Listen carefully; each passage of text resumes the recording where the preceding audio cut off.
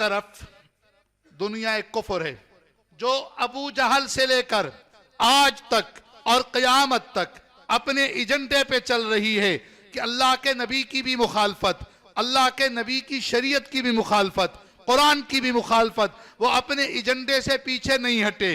اسی ایجنڈے میں انہوں نے زبان استعمال کی، ہاتھ استعمال کیے، دنیا کے اندر انہوں نے بڑی بڑی جنگیں کی، بڑی صلیبی جنگیں ہوئیں، دنیا کی دوسری جنگیں ہوئیں، آج تک بھی یہ جنگیں ہو رہی ہیں۔ وہ اپنے منصوبے سے پیچھے نہیں ہٹے، اپنے ایجنڈے سے پیچھے نہیں ہٹے۔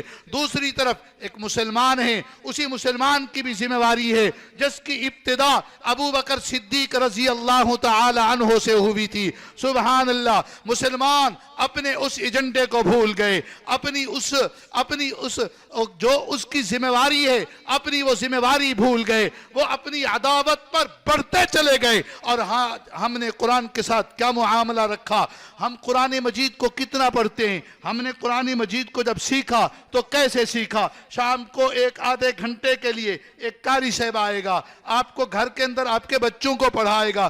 کیسے پڑھا کوئی پتہ نہیں، صحیح الفاظ آتے ہیں کہ نہیں آتے ہیں، قرآن مجید کے الفاظ کی ایسے تعلیم ہوئی، ہم نے صحیح نہ پڑھا، ہم اس کے لیے کسی ادارے میں داخل نہ ہوئے۔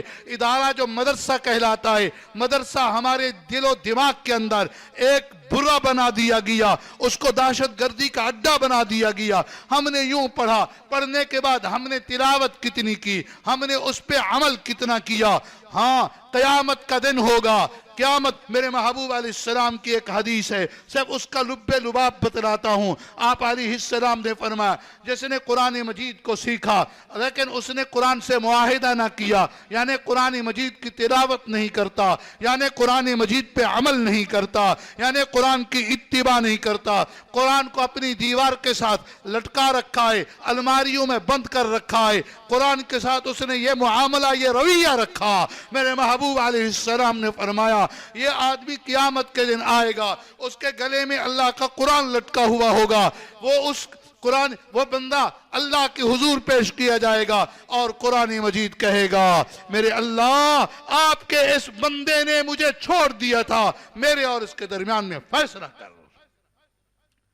بولو نا، قرآن کو ہم اپنے خلاف مدعی بنا رہے نہیں بنا رہے؟ دنیا کفر اپنے ایجنڈے پر بڑھتی چلی گئی اور ہم مسلمان اپنی ذمہ داری کو کتنا بھگت رہے ہیں۔ قرآن کے ساتھ ہم نے کیا معاملہ رکھا، قرآن کے ساتھ ہم نے کیا رویہ رکھا، یہ تو بتلائیے۔ اور جی قرآن مجید کو ہم نے سیکھنا ہے، کسی ٹی وی میں آنے والے مولوی کے ہاں بھئی وہ فلانا آتا ہے، فلانا اسکالر، تو یوں کیوں نہیں کر لیتے ہیں کہ جو سکول اور کالج کی کتابیں ہیں وہ تو آسان ہیں، وہ ہماری زبان میں ہیں، وہ اردو میں بھی ہیں، انگریزی بھی ہم اپنی زبان بنا چکے، اس کو بھی کسی ٹی وی کے ہاں پڑھ لیا کریں۔ ادارے میں داخل ہونے کی کیا ضرورت ہے؟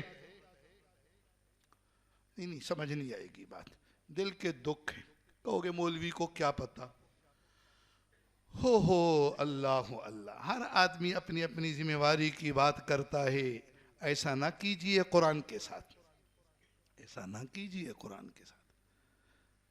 اب انہوں نے قرآن کے ساتھ یہ کیا، ہماری ذمہ داری اور بڑھے، بابا ہم نے قرآن مجید کو پڑھنا ہے، یہ قرآن ہمیں کام دے گا۔ جس طرح یوں کہا جاتا ہے دنیا کی ڈگریاں ہمیں دنیا میں کام دیں گی، اس کی وجہ سے نوکری ملے گی، یقیناً ملتی ہے، یقیناً تنخواہ ہوتی ہے، یقیناً اس سے دنیا کی زندگی گزرتی ہے اور آرام کے لحاظ سے اچھی بھی گزر سکتی ہے، مگر یہ تو بتلائیے گا کیا اس سے آخرت کی زندگی بھی اچھی گزرے گی؟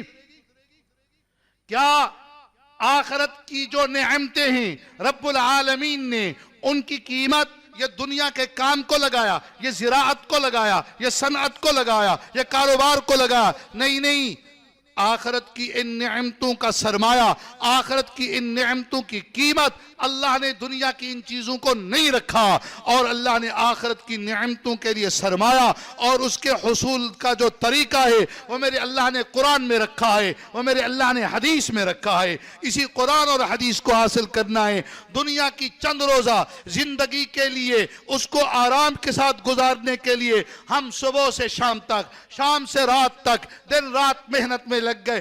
پڑھائی کرنی ہے تو وہ بھی ایسی محنت ہے, اگر نوکری کرنی ہے تو وہ بھی ایسی محنت ہے. اور وہ ڈاکٹر جو روزانہ لاکھ کماتا ہے, صبح بیٹھتا ہے رات 1 بج جاتی ہے, اس کمانے میں اتنے لگ گئے, اتنے مگن ہو گئے, اتنے مصروف ہو گئے کہ الامان. اور وہ آخرت جو دائمی زندگی ہے بندے کی, اس کے لیے بھی کوئی ہم نے وقت دیا ہے بھلا؟